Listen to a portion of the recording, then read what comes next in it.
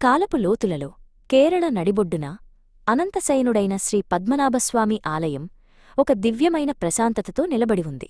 ఇది కేవలం రాతి కట్టడం కాదు, యుగయుగాల విశ్వాసానికి, తరతరాల భక్తికి నిలువుటద్దం.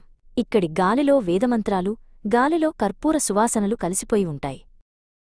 ఈ ఆలయ గర్భంలో, రాతి గోడల వెనుక ప్రపంచానికి తెలియని రహస్యాలు దాగి ఉన్నాయి.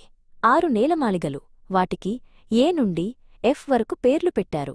అవి కేవలం గదులు కావు, అవి కాలపు పెట్టెలు, రాజుల వాగ్దానాలు మరియు దైవిక సంపదకు కాపలాదారులు. సుప్రీంకోర్టు ఆదేశాలతో సంవత్సరాల నిశ్శబ్దం తరువాత ఆ తలుపులు తెరుచుకున్నాయి. లోపలి దృశ్యం మానవ ఊహకు అందనిది. బంగారం నదిలా ప్రవహించింది. వజ్రాలు నక్షత్రాల్లా మెరిశాయి. లెక్కలేనన్ని బంగారు విగ్రహాలు, మణిమాణిక్యాలు దైవిక కాంతితో ఆ చీకటి గదులను ప్రకాశవంతం చేశాయి.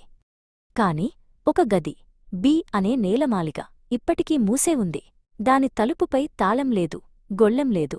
కేవలం 2 పెద్ద నాగుపాముల చిత్రాలు చెక్కబడి ఉన్నాయి. దానిని తెరవడానికి ప్రయత్నించిన ప్రతిసారీ ఏదో ఒక అదృశ్యశక్తి అడ్డుకుంటున్నట్లుగా అనిపించింది.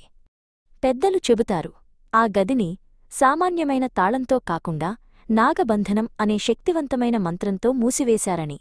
దానిని తెరవాలంటే అంతే శక్తివంతమైన గరుడ మంత్రాన్ని పఠించగల సిద్ధపురుషులు మాత్రమే సాధ్యమని నమ్మకం. బలవంతంగా తెరిస్తే ప్రళయం తప్పదని హెచ్చరిక.